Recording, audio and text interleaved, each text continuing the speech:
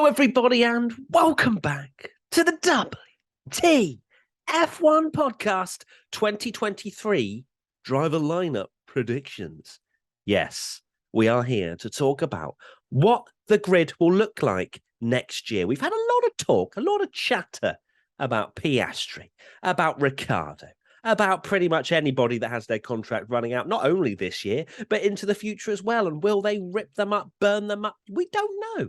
But welcome. It's a podcast. We're on YouTube. We've got the WTF1 author Katie Fairman with us. We've got Tom Bellingham, the WTF1 founder, back from holiday. And he's decided he wants to talk about some Formula One. So it's great, Tommy, that you've come back in such a lull of a period. We don't need you. We don't need you now. No, we needed exactly. you when you were having time off. Yeah. And now I'm going to talk about all these washed opinions. So here we are. Yeah, I can't wait. Got my washed counter in Tommy to have no wheel knowledge, people to say all of that, and then for you to potentially be right. Yeah, and retweet them. Yeah, that's go on, Tommy. Give the context as to what happened there. I put that Oscar Piastri would go to McLaren, or like I could see him being at McLaren soon, and definitely because I'm 100% petty, I bookmarked the tweet and waited for it to happen or like potentially happen, and then just retweeted and liked tweets from everyone calling me like brain dead and stupid and stuff. Now, I want to also probably cover this off right now that you've already done one massive jinx, which was yes, we need to talk Oscar about that, Piastri, and you said, well, Alonso leaving opens the door to 99% or something of Oscar Piastri going. Did you not? I did, but technically I was right because I said I just said they will announce Piastri at Alpine soon because they're embarrassed. So technically I wasn't wrong. It's just that Oscar Piastri wasn't. No, half a point. It's funny. So I kind of got half a point there because they did announce him, but he obviously was like, "No, you're all right." So yeah, I love how you've bookmarked, started being a bit sassy with some people. It hasn't happened yet, and Oscar Piastri may well not have a drive next year because your jinx is strong. The Grace onesie is strong, but so is your jinx. So yeah, anyway, let's dive into where we think drivers will be. But first and foremost, let's talk about the drivers that are locked in, kind of. Although, I mean, Ricciardo's technically locked in, but apparently he's being bought out. But the actual locked in that we're not expecting to have a contract burnt in front of their faces. Mercedes will still be Hamilton and Russell next year. Red Bull will be Verstappen and Perez. Ferrari, Leclerc and Sainz, and Aston Martin have now confirmed Alonso and Stroll. Is Stroll actually confirmed, or we just? Yeah, they did confirm him, didn't they? I can't say I've. When they said when they announced Alonso, they said he'd be alongside, even though they never actually do the reveal where it's like Lance Stroll is here, because I imagine they know everyone would just be like, oh, shock, people on Twitter and stuff. Yeah. So they just kind of do like a light.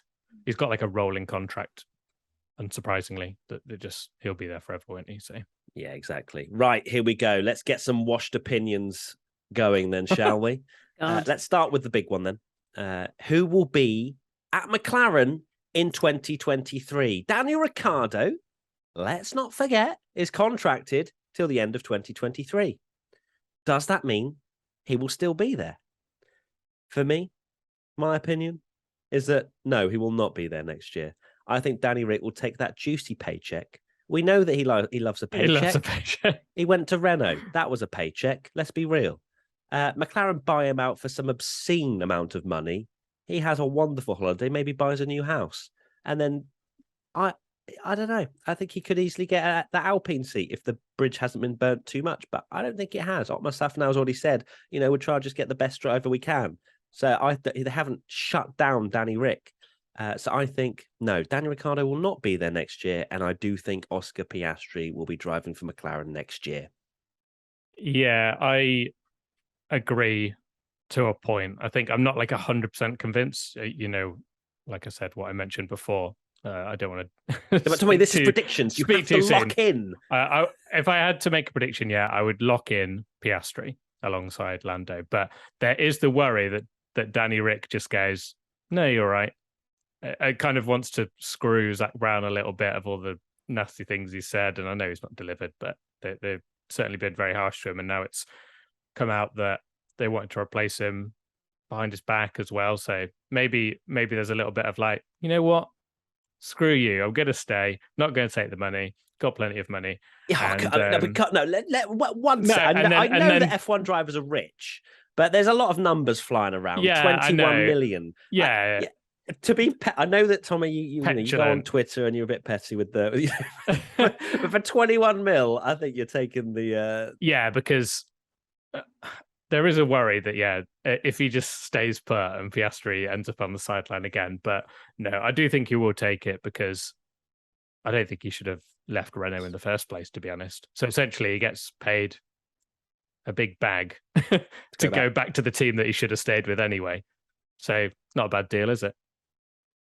I am going to go different, and I'm going to say that Ricciardo is going to stay, which is just, don't forget, this is all just a bit fun. Like, I'm not going to put my house on it, but I think that legally it's all very up in the air and sensitive with the whole Piastri situation, and Ricciardo could ask for a huge chunk of money to go somewhere else, but I don't know. I just feel like he might stay. I know people will be like, oh, well, he's shown he's a quitter because he literally left Red Bull when Max was looking to be the number one driver in the team, and he jumped ship. And you could argue he kind of did the similar thing at Renault, although obviously Ocon wasn't like really challenging him.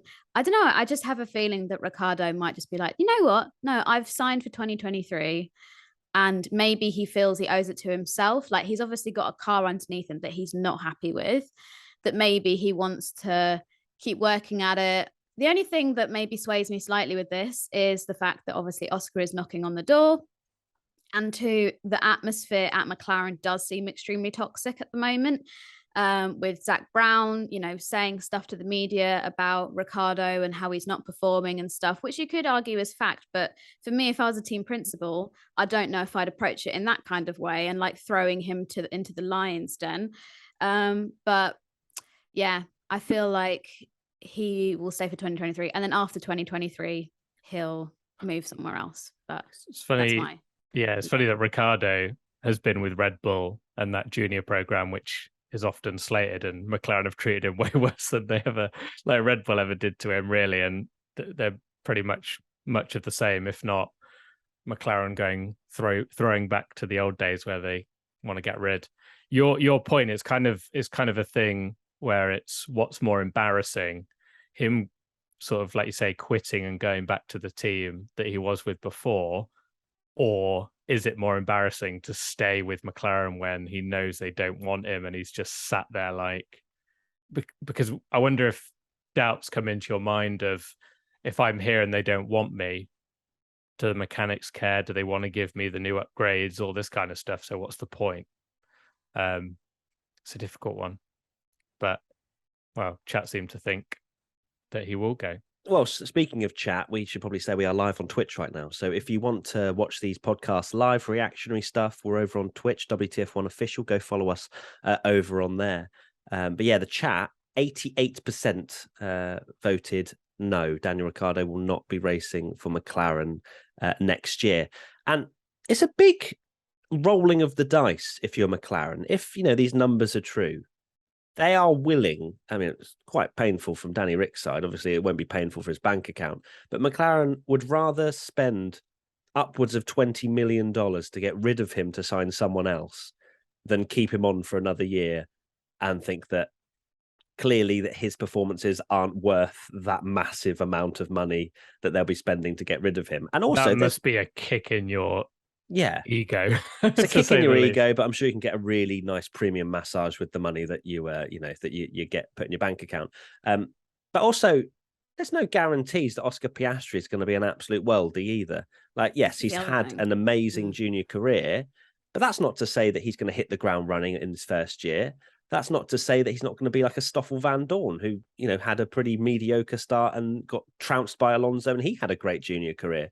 So there's no guarantees that Oscar is going to be this absolute star the second he steps in the seat. And then you're wondering, is an experienced Daniel Ricciardo in the McLaren that knows the inner workings of everything that's going on, knows how the car kind of works, still trying to push forward? is that kind of Danny Rick going to be worse than a fresh Oscar Piastri who's never driven in Formula One before? Surely there's going to be some learning curve there as well for Oscar. So you do wonder if it's even worth it. But then maybe McLaren on the same side think we have to sign him now, otherwise Piastri's going to drive for another team, and that's it. What if he goes there and, like you say, it is just he doesn't deliver, and he has similar struggles to Ricciardo? The narrative of they're the new Red Bull with Max, with Lando, will definitely come up, and people saying like, "Oh, the second McLaren seat is cursed, and no one can drive there because Daniel Ricciardo was a race winner and went over there." Because let's not forget, Daniel Ricciardo was good at Renault. Yeah. It's not like as soon as he left Red Bull, he became completely useless. On their first podium in like what? Yeah, a and decade or something. He did it twice. Yeah, quite comfortably. So, but yeah, there's pros and cons for both sides. I don't think it's a slam dunk. They definitely should get rid of Daniel Ricciardo because there's a lot of things that could go wrong. It is not a guarantee. Yeah, it all depends as well if in this next point, if he can get that Alpine seat, because obviously if they say no, he's probably talking to them now. And if they say no, they don't want him, and you say like Otmar said, they probably do. But if he can't work out something with them, then yeah, he probably would just stay at McLaren because he wants to stay in Formula One. And he's in a reasonably powerful position right now, Daniel Ricciardo, as much as you wouldn't think so. But he has a signed contract. That's the difference here. We now move on to the next question, which is Alpine. Of course, Ocon signed on for next season. He's signed until 2024. Who is going to join him? Now, I think the most likely scenario that plays out here is Daniel Ricciardo. Takes the cash money, goes to Alpine, who are in dire straits at the moment.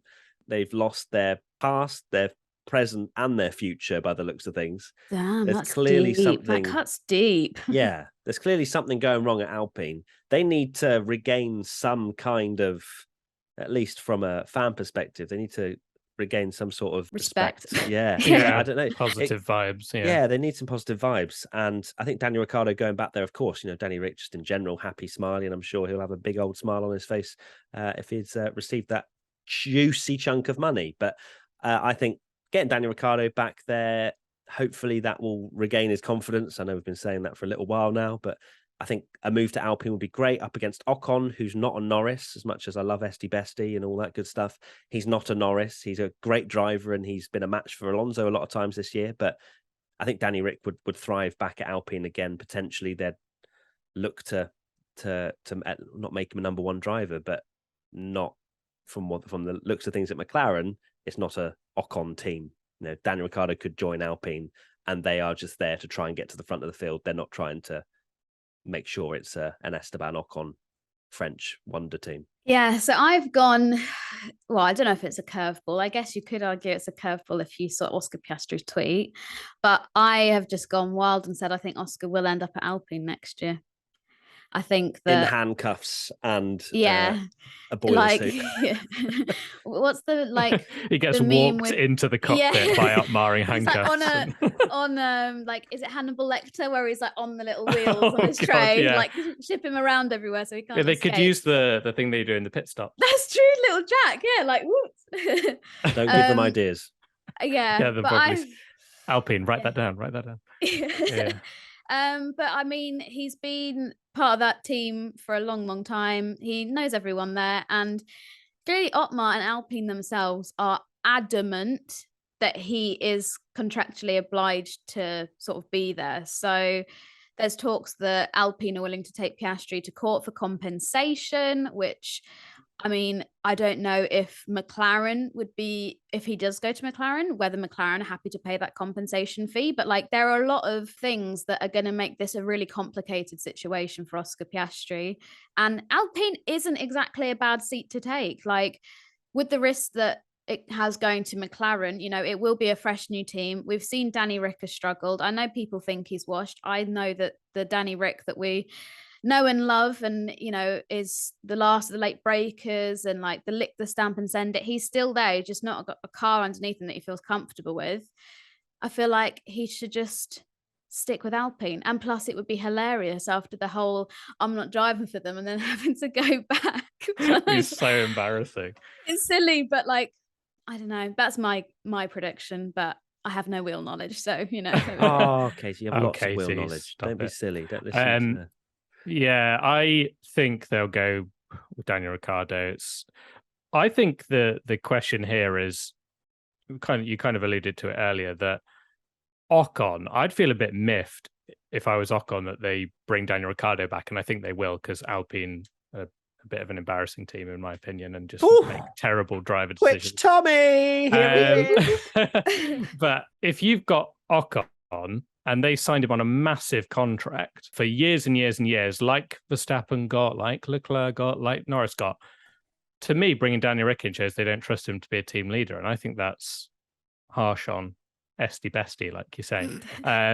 It clearly shows that they don't trust him. You should put youth in the seat and Ocon's your team leader.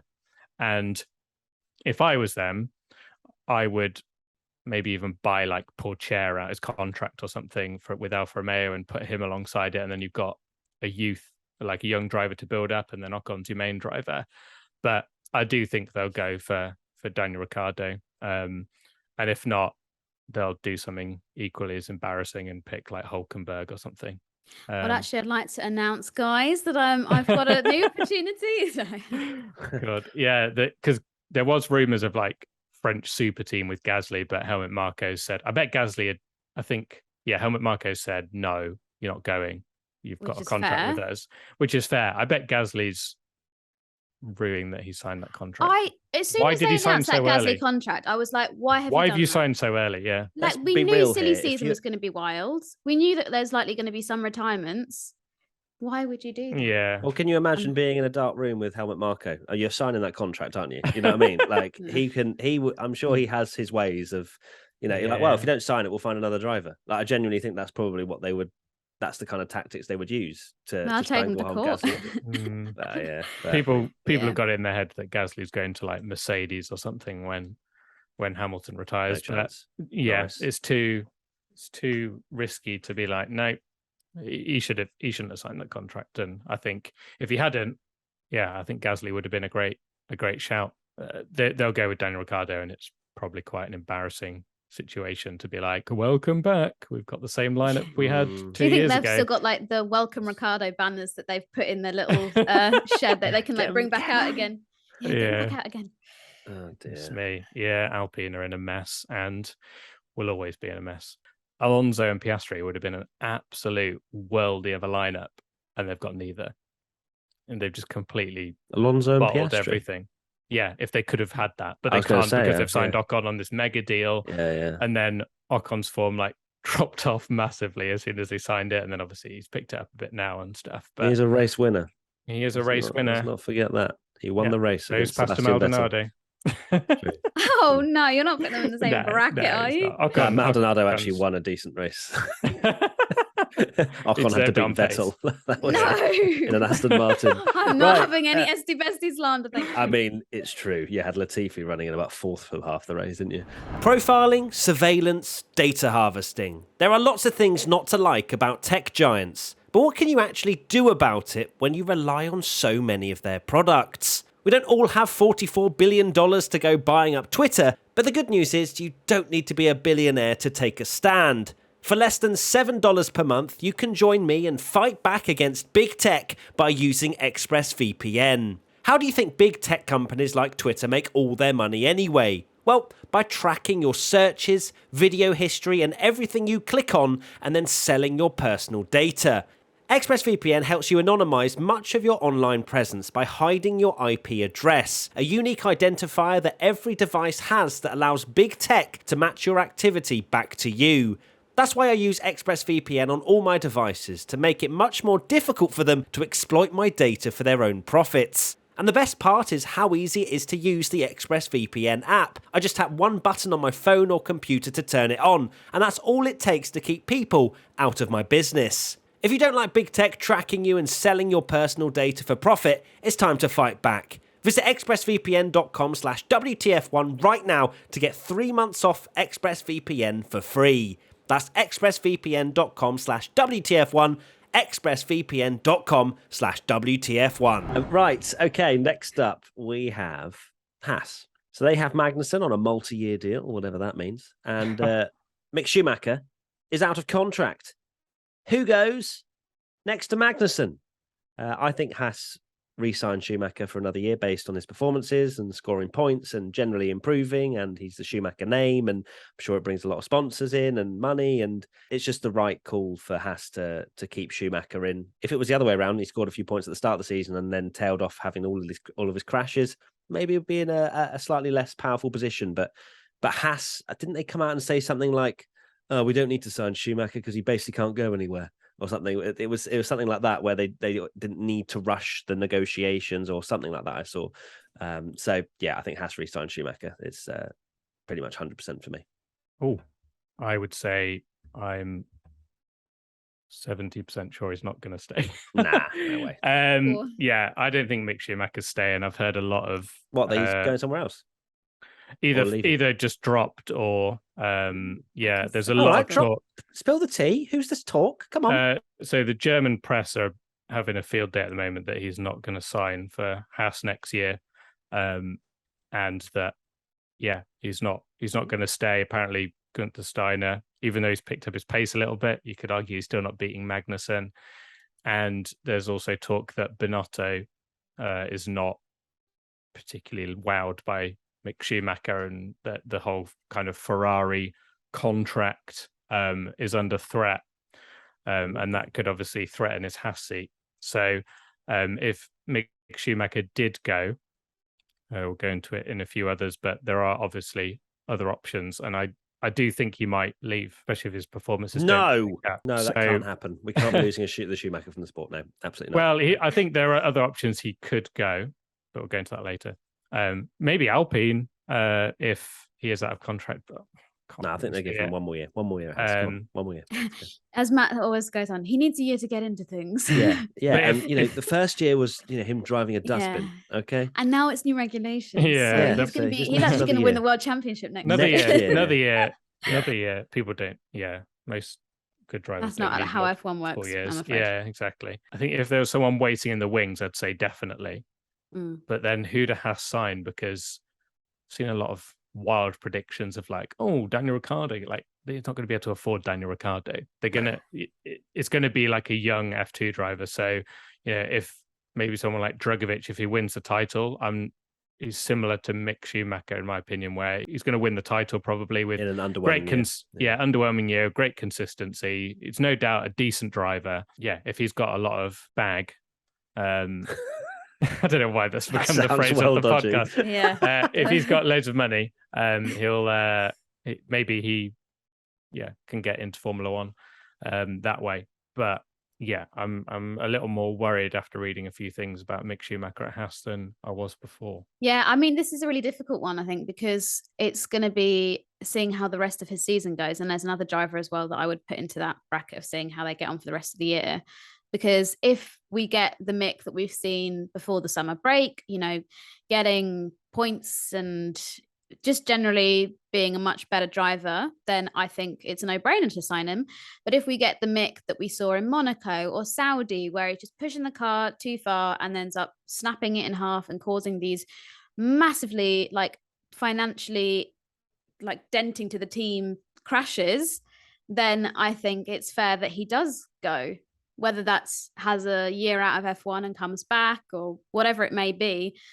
So it's all going to depend on how he performs for the rest of the year. I'm going to be an optimist and say that he will continue his form. I'm sure there might be a blip in there somewhere, but generally I feel like he's going to be on a steady path and they'll re-sign him for another year. Good. At Haas. That positive energy. Thanks, Matt. Check is in the post, yeah? Yeah, absolutely. No, we love to see it. No, I think that Haas, by the looks of things, are just monitoring what Mick Schumacher does. If he starts binning it every single race after the summer break, wouldn't be surprised if he gets binned off himself. But I think if he continues to be a match for Magnussen and, shows improvement, I think they will re-sign him just for a 1-year contract. I think that's my. He's fairly drama-free as well. I feel like maybe he's just Haas quite a need safe a bit of pair drama. of hands. Dissipates drama. Yeah. He's like, sorry. Yeah, sorry for swearing. Sorry, guys. Yeah. Maybe it's not drama enough for Gunther. Maybe Gunther lives for the drama. Gunther wants to have his door smashed. He wants that Drive to Survive airtime. Going to bring back Montoya or something. Wow, that'd be a curveball, wouldn't it? Wow. Right, moving on now to Alfa Romeo. Bottas is, of course, there, but Zhou Guanyu's contract is up at the end of the year. What happens? I think Zhou Guanyu will be re-signed. He's been a lot better towards the end of the first half of the season. He's had so much bad luck. But I think the key thing for him in his rookie year is that he has shown pretty decent potential. I don't think he has been there every single race weekend, but he's shown enough potential versus Bottas, who is an incredibly worthy teammate. Let's not forget, he was up against Hamilton and beat Hamilton on the odd occasion. I think that he'll get re-signed. I don't think it'll be a multi-year contract. I think maybe a 1 year or something, just see how he gets on. But no, I think he does deserve, from the potential he's shown, to stay in Formula One and with Alfa. Yeah, no, I think keeping Zhou at Alfa Romeo is a good fit. He seems to be well embedded in the team. It seems a fairly harmonious relationship. Like there hasn't been any slander, I thought, or like team rivalry with him and Bottas. They seem to just be a good, solid fit. And I think, he has shown potential. Obviously got points in his debut in Bahrain, and he also picked up some points in Canada. But he's also had a car which hasn't been the most reliable. They've got a Ferrari PU in the back, so there's a few retirements in there which you can add in. And yeah, I feel like we'll see a few more points scoring positions, but like Tommy said, I think it was Tommy said that he's got a lot of potential, or maybe it was you, Matt. I'm sorry. But yeah, he's got a lot of potential, I think. And we've seen that either through like such a near miss that we had in Monaco coming out the tunnel, and the car control that he had was brilliant to avoid a clash there. And yeah, I feel like I'd like to see Zhou do another year. And also it makes me happy because there were so many doubters when he got signed to that Alfa Romeo seat of people being like, oh my God, he's rubbish. Sorry, I put my Twitter voice on again. But, like saying that he didn't deserve that seat. And so I think that he's shown people that he does deserve it. And I think the people in Twitch chat have said 94% yes, he will stay at Alfa Romeo. Tommy, are you the 6% or are you the 94%? I'm the 94%. Yeah, Zhou's done a good job. He's not going to be the next Verstappen or Leclerc, but he's definitely a solid pair of hands, a good driver, and he obviously brings a lot of money in, which is great for them. But I think he has just shown that he is more than a pay driver as well. And while as much hurts to say, not just Mick Schumacher, but Tsunoda as well, in their rookie seasons were like smashing it in the wall every week. He's shown that he just needs to get solid results and build himself up and not be costing them millions and millions. And yeah, he's done a very good job. Maybe not very good job. Good solid job alongside Bottas. So yeah, I think he deserves to keep his seat. And I think that's a good match. Fashionista, the style he brings to the paddock. Yes. He is a stylish man. Yeah, he deserves a seat just because I want to see more outfits. Yeah, him in the paddock is great. Every time like I log into XVB and you see like what it's like he's giving Hamilton a challenge down there. Another thing though is that Pourchaire is an Alfa Romeo junior, and he's himself has said that F2 is my last year. I think that's probably just more confidence and him kind of trying to put himself in a powerful position. He is only 18 still, so maybe he needs a bit more time. He is just a baby, so maybe he is ready, but I don't think he's going to replace Zhou Guanyu. Right, next up, AlphaTauri. Gasly, of course, we've spoken about him. He's signed very early to stay with AlphaTauri. Yuki Tsunoda, his contract is up. Will he stay? I think he will stay. I think that obviously there's a lot of murmurs around, the reason why he's there is not just through his performances, but also Honda and them having a sway with Red Bull and wanting Tsunoda to be in Formula One, but that's neither confirmed nor really denied. So for his performances, I don't think they've been, he's had a few shockers recently, but he's had 3-point scoring finishes this year. Gasly's had 3-point scoring finishes this year. So really, if we're going to rinse Tsunoda, we rinse Gasly and we rinse AlphaTauri as a whole. I don't think Tsunoda has been. Yeah, F1 put a graphic up, and when you actually just look at it on a base level, they're very similar in terms of like the best finishing position, who's outqualified who. It's quite close, really. And generally, I think Tsunoda has been the closest over the course of the season to Gasly that he has since their pairing. So I would say, yeah, Tsunoda will stay, and AlphaTauri need to buck their ideas up because their car is trash. Yeah. Oh, this one's really difficult because everyone knows how much I love Tsunoda. You've But got your Tsunoda shrine. I know, but I worry about the most recent performances from him. That he has started not quite so crash happy as last year, but he's started to make a few mistakes, and we'll be doing an ABCDF1 thing soon. But if you look at where he is, he's not had particularly great grades in the last few races, and I worry that his performances are like he's slipped at the wrong time potentially to start spinning off on outlaps and stuff again. Marcus Erickson made a bold take about Mick Schumacher. You're going to say, I think Marcus Erickson is going to AlphaTauri. Yeah, Marcus Erickson. I am more. I thought it was ridiculous at first. The more I think about it, the more I think it could potentially happen. And that is because there's talk that Red Bull and Mercedes are keen to sign him up if Ferrari are indeed miffed and want to get rid of him. I personally don't think Schumacher is miles better than Tsunoda by any stretch. But there's also talk that obviously Porsche coming in and, a German driver, if they had a Schumacher on the books, say he goes through the ranks and ends up alongside Verstappen, he's that kind of solid driver that's going to get good Constructors' Championship points, but not challenge Max. But they don't want someone to challenge Max. And I feel like he would actually be quite a good fit. So there's the potential there, but I think 60% Tsunoda, but I'm also scared because I curse a lot when I say that this is definitely going to happen and I want Tsunoda to stay. I don't want him to go, but I'm nervous. I mean, yeah, to be fair, if you're talking about Mick Schumacher, maybe not performing, like Tsunoda's had a shocking sort of 5 or 6 races. Yeah, if you look at his results from Monaco, 17th, 13th retired, 14th, 16th retired, 19th.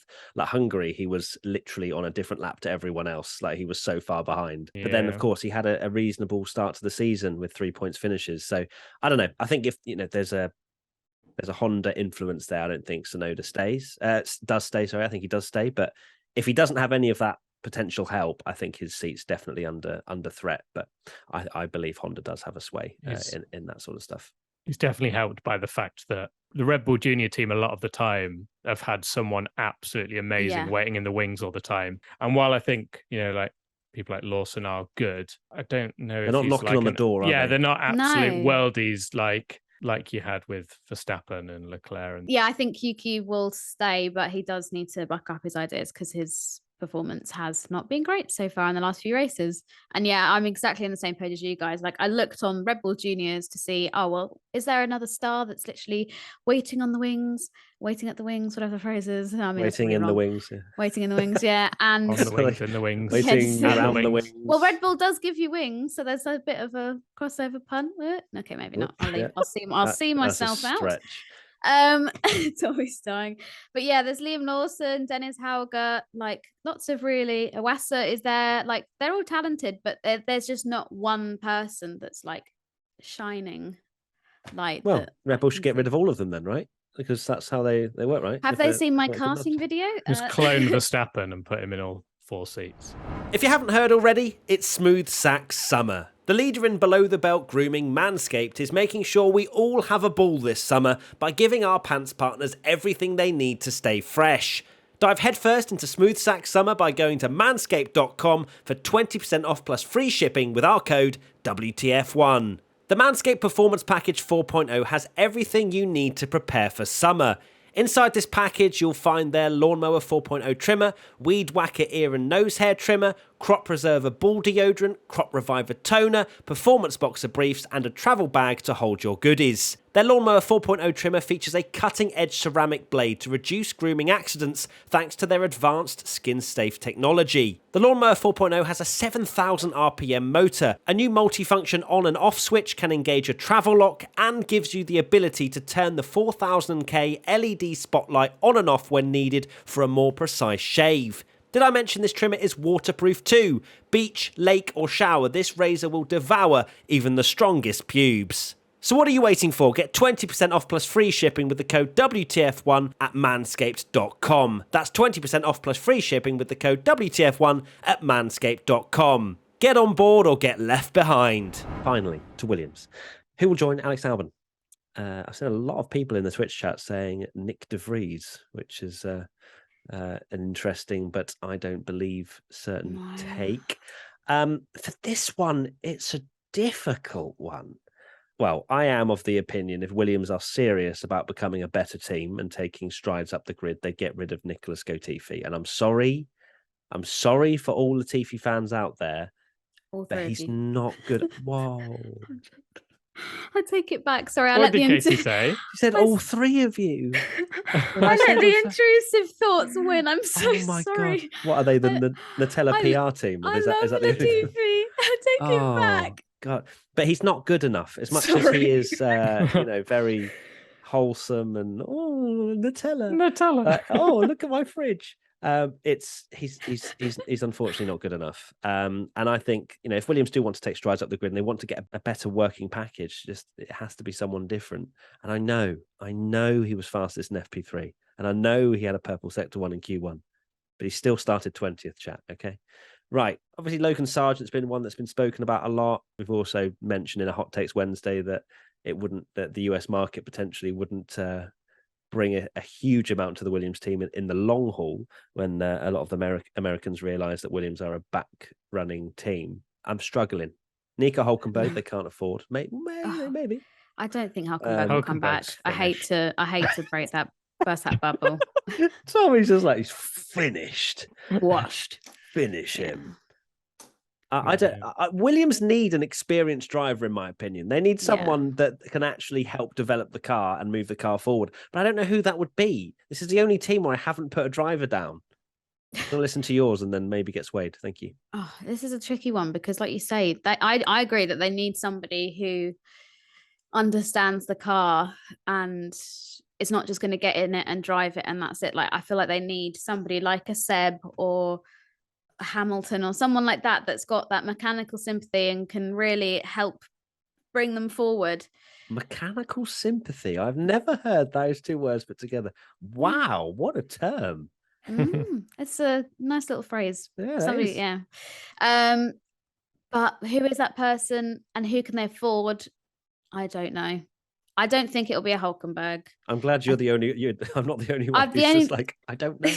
People are like, Kimi won't come back. Kimi back.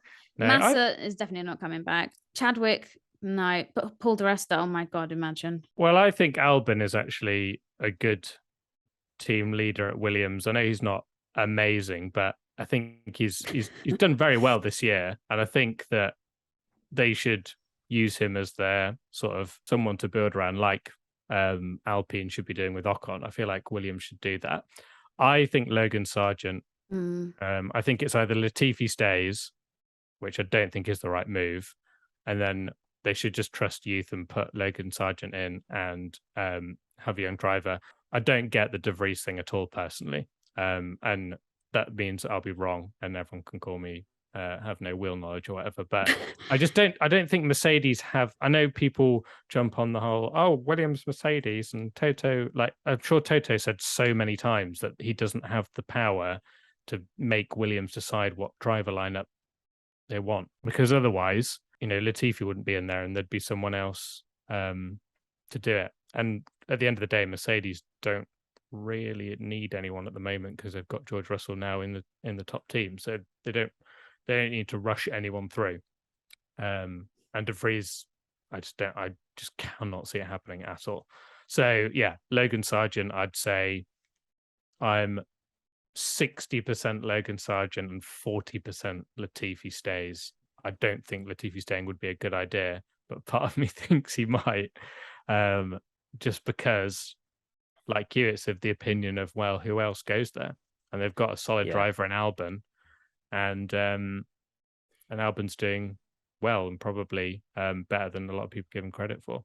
I'm going to throw a little curveball back at you. Go on. All right. So you say that Albon, good team leader, and can maybe push the team forward. I would argue that Albon is leaving Williams the second there is any other opportunity available to him to leave and go to a better team. He signed a multi-year, so do you think he'll get bought out of that? Yeah, I mean, if he performs well enough, I don't think his career But where's he ambitions gonna are go? staying at I Williams. don't think anyone would, though. You don't think anyone will take Albon on? No. Really? No. Wow. Savage. I personally think he's a good driver, but I can't I'd be more see anyone interested in taking him on. buying like Gasly out of his AlphaTauri than buying Albon out of his Williams. Albon out of his Williams would be a lot cheaper. It's true, and you wouldn't have to deal with the wrath of Helmut Marko. But I also think with the Logan Sargent thing, that's who I wrote down on my notebook before starting this. Logan Sargent. You mentioned about like the US market. Are they going to be too supportive once they realise that Williams are like a back team that's at the back of the grid? I think there is people love an underdog. Like, I don't think you should underestimate the fact that people will still support Williams. It's got such a rich history. The amount of content that they're churning out, like their YouTube channel and the series that they've got going on there, is really relatable and likable. And so, yeah, I do think if they did hire Sargent, that it would be like the American fans would still gravitate towards the team and support the team, because everybody thinks it could be the next season that they start coming back and all this kind of stuff. So there is a bit of a narrative there. I can't see that. I think they need more. You think people? More, you think people just won't support Williams, or just no? But I don't think they will. We mentioned it in the hot takes Wednesday anyway, that I think the American audience want winners, and we said I think the point that we made was that when they had it before, F1 in America, the whole crowd wasn't there in Scott Speed hats. Everyone just supported Michael Schumacher because he was winning. And like Matt said, when he went over to Miami, everyone supported Verstappen. And it's they want that, they like, the winners. And yeah, there will be naturally some people that will like having an American driver in there. And I think it would be good for Williams. I think he deserves a shot. But I don't think it would be this miracle like, oh my God, everyone's now a Logan Sargent fan and it's taking America by storm, and he's suddenly this like amazing celebrity over there. So it's a difficult one. I just don't think Williams I worry Williams aren't going to move up the grid as much as they think they are. The problem is there's so many teams in Formula One that push a narrative of we're going to improve, and like we said this year with the whole changing of the regulations, everyone said this is our chance to improve, and they can't all improve because someone has to go down the pecking order. Yeah. And I feel like Williams are that team that I think they have improved, but they're still last. I think Williams need, I don't know if this is just from a driver aspect, but just in general, need something. They just need a bit about them if they want more fans. Because you mentioned that they're wholesome content, Katie, which I personally haven't actually watched. Is that the off-grid thing? Yeah, off-grid and the one-to-one stuff they do. It's really good. I'm looking at their YouTube channel, and they're not getting any more than 10,000 views. Like from when you look at McLaren Unboxed and Ferrari this and that and the other, you've got so many people tuning in because they're genuinely really interested in the driver personalities and et cetera, et cetera. Like if they are genuinely trying to get more of a fan base in, they need stronger Williams, stronger personalities, in my opinion. I think Williams' problem, and boomer alert here, but when I started watching Formula One, Williams were like this dominant force and amazing. So there'll always be a team where they've had success and now doing a bit rubbish. And even if, they improve a little bit. So they'll never be like a plucky underdog because they've won like 7 or 8 constructors titles or whatever it is. So they're missing, in my opinion, Formula One, and it's Haas is the lovable underdog, if you like. They need more lovable underdogs, and Williams will never be that because they were so good. But you think of the amount of new fans probably don't even know the history of Williams, and maybe they see them as the true. But then you've got Seb driving around in Nigel Mansell's car, like, look, we used to dominate in this car. So I think people do know to a point that Williams were good back in the day. Yeah, it's more of a sad story than an underdog story. Williams needed Gunther.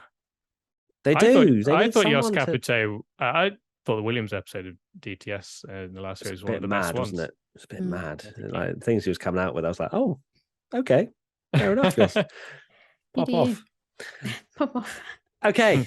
Well, there you go. That is the end of the podcast for the 2023 F1 driver predictions. Tommy, final thoughts? Final thoughts are, I Can't wait to have for the new. cursed everyone, and all these don't come true. Piastri to no seats Piastri's confirmed. Williams, De Vries goes to Mercedes. Hamilton goes to Haas. And Katie, final thoughts? My final thoughts are can't wait for this not to come true. Yeah. Wow, this is all that's gonna what be all right. Tommy said. You Oh, can't. What on earth? You had time. well, if I said I hope everyone's having a nice summer break, you take the piss out No. of that. You would. Come on, you would. give us. No, yeah, I would. I'm saying, give Yeah. us a bit more. Give us a bit more seasoning. Oh, in case you missed it, I thought this was quite cool. Lewis Hamilton apparently got offered a role in Top Gun. I know it's nothing to do with what we were talking about, but I just thought that would have been really cool. News. Yeah, a bit of news. Go to the website and get some more clips. But yeah, how weird would that have been? Like, I love Top Gun. I thought it was such a good movie. But yeah, apparently he could have been one of the fighter pilots, which is like living my dream. That would be so But then cool. he had F1 commitments, unfortunately. He did. He had a championship to win. Yeah, that's a shame. That's and my final thoughts are: we have a summer sale on the WTF1 store. Go check you it out. sell out. No, I'm just doing it because I don't get told off. You know what I mean? What is it? Shop.wtf1.com. Go check it out. 20% off, I think, if you buy 2 t-shirts, if I'm correct. But yeah, go and check that out. And my final thoughts also are: yes, Tommy is a massive jinx, so don't take anything he says until it actually is fully confirmed, because we're going to clip some of this stuff, I am sure, to see how badly it ages. So yes, thank you everybody for listening. If you want to come watch us live on Twitch, as I say, come join us, WTF1 official, and we will see you very soon for another podcast. Bye. Bye. Bye.